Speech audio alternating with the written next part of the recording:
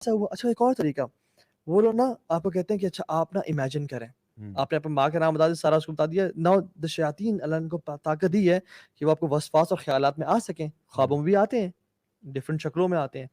تو ایک شخص جو ہے نا وہ کہتے ہیں کہ آپ میرے گھر میں پیر صاحب چوری ہوئی تھی, عامر صاحب چوری ہوئی تھی, کہتے آنکھیں بند کریں, اور وہ آپ کو نا شیاطین وہ آپ کے خیالات میں آتے ہیں, آپ کی پھپھو اور آپ کی خالہ کی فارم میں, یا آپ کے پھپھو اور خالہ نے بندے بھیجے ہیں کہ ایک چوری کر کے آؤ, اور وہ ایگزیکٹلی آپ کی دیوار ٹاپ رہے ہیں, آپ کو نظر آ رہا ہے کیسے آ کے چوری کرے گئے. حالانکہ پھپھو خالہ نے نہیں کیا, یہ چاہتا ہے کہ ان کی جو ہے نا ریلیشنز تباہ برباد ہو جائیں اور وہ ختم ہو جائے انسان. ایک شخص سے مجھے بھی نام بھول رہا ان کا, ابن رائی الخزیمی ایسے نام تھا, اس بک میں لکھا ہوا ان کا واقعہ. ایک شخص ہے اور کہا کہ شیخ میں نے خواب میں دیکھا ہے کہ آپ جہنم میں نا آپ گھسیٹے جا رہے ہیں اور جہنم میں آپ کو پھینکا جا رہا ہے. تو شیخ بیٹھے کہتے ہیں اعوذ باللہ من الشیطان الرجیم, چلے جا سے. وہ شخص گیا, رات سویا, خواب میں دیکھا ہے کہ ایک شخص نے اپنے ہاتھ میں کتا پکڑا ہوا ہے جس کے گلے میں پٹا بندھا ہوا ہے اور رسی ہے, اور اس کتے کے منہ پہ نا بلسٹرز پڑے ہوئے ہیں, کالا کتا ہے وہ. تو شیخ کہتا ہے شیخ, اور وہ شخص کہتا ہے کہ یہ وہ کتا ہے, یہ وہ شیطان ہے جو تمہارے کل رات خواب میں آیا تھا اور تمہیں کہتا کہ فلاں شخص جہنم میں جا رہا ہے. تو شیخ کے پاس نے کہا کہ, اور حدیث میں کیا آتا ہے, جب بھی شیطان تمہارے پاس آئے نماز میں, خنزب جو شیطان ہے نماز میں آتا ہے وسوسے دیتا ہے, تو کیا کرو, اعوذ باللہ من الشیطان الرجیم یا اعوذ باللہ من خنزب پڑھ کے لیفٹ طرف ڈرائی اسپٹ کرو, اس کے منہ پہ یہ تھوک جاتی ہے اور وہ ذلیل و خوار ہو جاتا ہے, انجر بھی کرتی ہے, انجر بھی, بلسٹرز پڑتے ہیں اس کو. اس سے جو رات کو برے خواب آتے ہیں, تو جب بھی انسان کو برا خواب آئے یہ شیطان کی طرف سے ہوتا ہے, کیونکہ خواب شیطانی خواب ہے, رحمانی خواب, نفسانی خواب ہے. دو چیزیں جو ہم لوگوں نے ابھی تھوڑی دیر پہلے بات کر رہے تھے, وہ یہ کہ ایک ہم نے ہلکا سا ایول آئی کی طرف اشارہ کیا تھا, ایک میجک کی طرف کیا تھا یا ڈیمونک پوزیشن کی طرف کیا تھا. ایول آئی کا مسئلہ ڈفرنٹ ہے, اس کے سائنس بھی ڈفرنٹ ہے. دیکھیں جو اگر بندہ جس کے اوپر شیاطین اثر کرنا چاہ رہے ہیں نا, جس طرح ابھی ایک دم سے نہیں آ کے چمٹ جاتے, پہلے کیا ہوگا, اس کے سمٹمز ہیں. پہلے یہ ہوتا ہے it starts with night measures, ٹھیک ہے. تو پہلا سٹیپ ہوتا ہے کہ آپ کو بہت ڈرونے خواب آ رہے ہیں. ڈرونے خواب مطلب یہ نہیں کہ ایک دفعہ آیا تھا, وہ کبھی کبھار تو کسی کو بھی آ سکتا ہے. وہ انسان کی اپنی سائیکولوجیکل, مطلب ہارر فلمیں دیکھنا بند کریں تو پھر آپ کو خواب بھی نہیں آئیں گے. بالکل صحیح بات. دوسری بات, یہ جو ہارر خواب ہے نا, وہ ایسے خواب ہوتے ہیں جو آپ نے سوچے نہیں تھے, اور ایسے آ رہے ہیں کہ جو آپ کو جھنجھوڑ کے رکھ دیتے ہیں, اور پھر کنسسٹنسی سے آ رہے ہیں. مطلب ایک رات چھوڑ کے ایک رات میں پھر خواب آ رہا ہے, پھر خواب آ رہا ہے. تو یہ جو لگاتار سیکوینس ہے نا, کالے کتے آنا, سانپ کا مطلب سانپ آنا, چکلیاں آنا, اس قسم کی چیزیں نا, جتنے بھی تنگ کرے, اور آپ بہت سہم جاتے ہو ان سے. اچھا پہلے سٹارٹ یہاں سے ہوتا ہے. اچھا یہ بتانا نہیں چاہیے کسی کو, ہاں یہ بتانا نہیں چاہیے, شیئر نہیں کرنا چاہیے, بس اعوذ باللہ من الشیطان الرجیم پڑھیں اور ختم کریں. کیونکہ صحابی کو جو اللہ کے پاس کہا کہ میں خواب میں دیکھا کہ میرا گلا کٹ کے نیچے گر گیا ہے, میرا سر نیچے گر گیا. تو انہوں نے کہا کہ تم جو شیطان تمہارے سے خواب میں کھیل رہے ہیں نا, کسی کو نہ بتاؤ. تو یہ اس سے بچنا چاہیے. دوسری بات یہ کہ آپ کو خوابوں کے بعد جو نیکسٹ لیول ہے نا, وہ ہوتا ہے کہ فزیکل ہارم, اور وہ ہوتا ہے کہ آپ کو نا ڈفرینٹ چیزوں سے ڈرانا. مثلا جس طرح آپ نے ذکر کیا تھا کہ خون کے چھینٹے پڑنا, کپڑے پھٹ جانا, گھر میں کچھ واقعات ایسے ہونا کہ پیسے غائب ہو گئے, کچھ چیزیں ہو گئی, اس طرح کی چیزیں واقعات شروع ہوتے ہیں. اور پھر اس کے بعد جو ہے نا, وہ آگے جو نیکسٹ اسٹیپ ہوتا ہے, وہ کبھی کبھار یہ ہوتا ہے کہ انسان فزیکل ڈیمیج ہو رہا ہوتا ہے. مطلب یہاں پہ اس کو اسکریچز پڑ رہے ہیں, یا کوئی مارکس پڑ رہے ہیں, یا بروزز پڑ رہے ہیں. اس قسم کے بھی کیسز آتے ہیں جہاں پہ people are actually suffering from physical harm, مطلب اسکریچز پڑ رہے ہیں. اور ایسا بھی ہوا کہ ایک دفعہ میں جو تھا نا گھر پہ ہی تھا, تو میری ایک اسٹوڈنٹ ہیں, انہوں نے مجھے بتایا ہوا تھا کہ میری مدر کے ساتھ یہ کنڈیشن ہوتی ہے کہ she suffers from something like this, کہ ان کو نائٹ میئرز بھی آ رہے ہیں, خون کے چھینٹے بھی اکثر ہمارے گھر میں پڑ جاتے ہیں.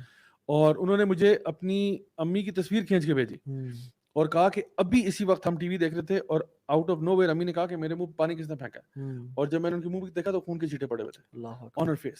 سو انہوں نے پکچر کھینچ کے مجھے بھیجوائی کہ سر یہ کیا ہے. تو پھر میں نے ان کو کہا کہ آپ سورۃ البقرہ پڑھیں. تبھی شیخ اقبال بتا رہے تھے کہ میرے پاس ایک شخص آیا, اسے کالے کپڑے پہنتے اور گیلے تھے. تو انہوں نے کہا یہ کیا ہے, انہوں نے کہا یہ سارا خون ہے میرا, اور اس کے جسم پہ نا کٹس پڑے ہوئے تھے. اور ایک اور عورت آئی شیخ اقبال کے پاس ہی, اور انہوں نے کہا کہ جب اس نے تعویذ کھولے اور اس میں نا 786, جس کو ہم بسم اللہ الرحمن الرحیم کے نام سے جانتے ہیں, ایک اپلیکیشن ہے بائی دا وے, مجھے اس کا نام میں بتاؤں گا کبھی انشاءاللہ. اگر اس پہ آپ نا کوئی لفظ لکھیں نا, وہ اس کا نیومیرک بتا دیتی ہے آپ کو. اچھا آپ لکھیں ہرے کرشنا ہرے رام, وہ نیومیرک دیکھیں 786. اچھا. اور جو ہرے کرشنا ہرے رام کا عدد ہے نا, وہ 786 ہے. اور یہ نیومیرک میجک کی جو سائن ہے نا, وہ یہ ہے کہ آپ اس کو کوڈنگ تو کر سکتے ہیں, ڈی کوڈنگ پاسبل نہیں ہے اس کی, کہ آپ نے 7-8 کا پیر بنایا اور 6 الگ چھوڑا, یا آپ نے 8-6 کا پیر بنایا اور 7 الگ چھوڑا آپ نے. تو اب اس کی آپ نے کی کس کی کوڈنگ نا, اور لوگوں نے اپنے گھروں کے باہر 786 اور گاڑیوں پہ 7. تو بیسیکلی شیخ نے نا اس کو تعویذ پڑھا اور اس پہ دم کرے تھے.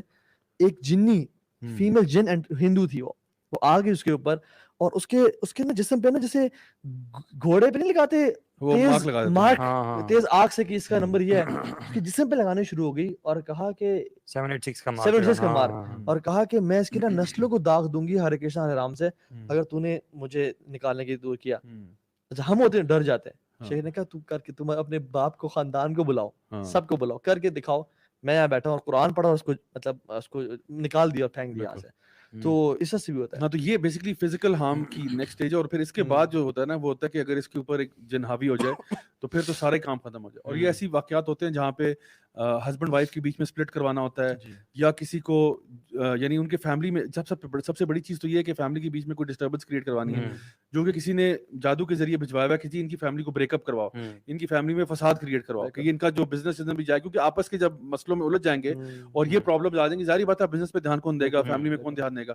تو یہ اس قسم کی یہ جو ہے نا ڈیمونک پوزیشن والا یہ بڑی لاسٹ اسٹیج ہوتی ہے. یہ نہیں ہوتا کہ پہلے دن ایک بندہ بیٹھا تھا اور ڈیمونک پوزیشن ہو گیا, ایسا نہیں ہے. یہ کبھی کبھار ہو جاتا ہے لیکن بہت ریئر ہے. یہ سمپٹمز کیا ہے ابھی کسی کوئی انسان پہ اگر پوزیشن ہو گیا یا کوئی اس پہ نا کچھ تنگ کر رہا ہے اسے, تو دیکھیے سب سے پہلے تو ہم یہ کہتے ہیں نا کہ آپ جا کے میڈیکل چیک اپ کروائیں. ٹھیک ہے, ہم تو یہ نہیں کہتے کہ سیدھا آپ پہلے دیکھیں اگر اس کو فٹس پڑ رہے ہیں, رول آؤٹ کریں نا, اگر اس کو فٹس پڑ رہے ہیں, اگر وہ عجیب و غریب قسم کی حرکتیں کر رہا ہے, اگر وہ سپر نیچرل حرکتیں کر رہا ہے, مطلب وہ چیزیں جو کہ نارملی آپ کو سمجھ نہیں آتی کہ یہ بھائی اچھا بھلا تھا کیا ہو گیا اس کو, تو اگر کوئی اس قسم کی حرکتیں کر رہا ہے پھر آپ کو لگتا ہے کہ دیر از سم تھنگ ایلس جو ہے نا رانگ ود دس. میری اس میں سجیشن ہے کہ وہ بھی ہے جو دیکھ رہا ہے کہ کسی کی اپروچ ہے کسی کا وہ ہے, تو ہمارے ہاسپٹلز میں ایک قرآن ایک ادارہ ہو یا ایک کمرہ ہو جہاں پہ ہر مریض کو کم از کم, یہ قرآن میں صرف اسپریچول امراض کی شفا نہیں ہے بلکہ فزیکل امراض کی شفا ہے. آپ رقیہ تو لازمی کریں نا, قرآن رقیہ پورا کا پورا. ہاں سورہ فاتحہ کا ایک نام الفاتحہ کے ساتھ رقیہ بھی ہے, سبع مثانی بھی ہے اور مختلف نام ہے اس کے, تو ایک رقیہ بھی ہے. ہر انسان جو بھی بیمار ہو رہا ہے اپنے پہ قرآن سے, یہ ایک وہ سنت ہے جو کہ بالکل امت سے علماء سے بھی چلی جا چکی ہے. بیمار ہے پیراڈول کھا لی, قرآن سے جیسے آپ ماشاءاللہ آپ بتاتے ہوتے ہیں, اللہ تعالیٰ کو جزائے خیر دے کہ آپ ہمیشہ سب سے پہلے قرآن پڑھتے ہیں اپنے اوپر اور پھر بعد میں وہ کرتے ہیں. اصل جو ہے نا وہ قرآن ہے. صحیح بات ہے. تو ایون جو کسی کو کینسر ہے نا, ایک جو شیخ عبدالجبار کے جو ریلیٹیو تھے جن کو کینسر سے تھا, کہتے تھے میں جب بھی قرآن پڑھتا تھا تو مجھے, حالانکہ ان کو کینسر تھا, برین ٹیومر تھا, پھر بھی قرآن سے ان کو ریلیف ملتا تھا. کیا حدیث میں جو آتا ہے کہ کوئی بیماری ایسی نہیں ہے جس کی شفا اللہ تعالیٰ نے نازل نہیں کی سوائے موت کے, تو میرے خیال سے یہ جو دم ہے قرآن کا دم ہے. اچھا ون آف دی حقوق آف قرآن از, ابن قیم الجوزی رحمہ اللہ فرماتے ہیں, ایک تو تدبر ہے, تفکر ہے, عمل ہے, وہ سب کچھ ہے. ون آف دی حقوق قرآن از کہ اس کو یوز کیا جائے امراض کی شفا کے لیے بھی, جو کہ ہم کدھر کرتے ہیں, دلہن کو تو بھیج دیں لیکن امراض شفا نہیں کر رہے. لاسٹ ریزورٹ ہوتا ہے ہمارا. لاسٹ آئی تھنک یہ جو اصل میں ٹو سم تھنگز اپ, ٹھیک ہے نا, ٹاپک تو بہت بڑا, یہاں پہ ہم 3 گھنٹے بیٹھے رہیں گے. To sum things up I would say کہ جتنا زیادہ آپ اللہ تعالیٰ سے قریب ہوں گے, جتنا زیادہ آپ خود قرآن کو پہلے آپ سمپٹمز بتائیں, میں سمجھتا ہوں کہ سولوشنز پہ آتے ہیں. میں سمجھتا ہوں کہ پریونشن کیا ہونی چاہیے ہر بندے کی, اور پھر سولوشن اگر ہو گیا تو پھر سولوشن کیا ہونا چاہیے. دیکھیں سمپٹمز یہ جو میں نے بتایا کہ پہلے آپ نے میڈیکل چیک اپ سارا کرا دیا, سب کچھ کلیئر ہے, رپورٹنگ کلیئر ہے, اس کے باوجود بندہ جو ہے وہ کچھ سپر نیچرل اکرنسز ہو رہی ہیں. ٹھیک ہے, اس کے علاوہ سب سے بڑا سمپٹم یہ ہے کہ جب آپ اس پہ قرآن پڑھتے ہیں نا تو ریئیکشن ہوتا ہے. ٹھیک ہے, کیونکہ عام پیشنٹ ہے اس کی تو ریئیکشن نہیں ہونا چاہیے, لیکن قرآن پہ ریئیکشن ہوتا ہے. پھر وہ اس کا یہ کہنا کہ اذان کی آواز بند کرو, قرآن بند کرو, چیخنا چلانا. ابھی میں آج کل ایک کیس ڈیل کر رہا ہوں, جو ایک لڑکا جس کا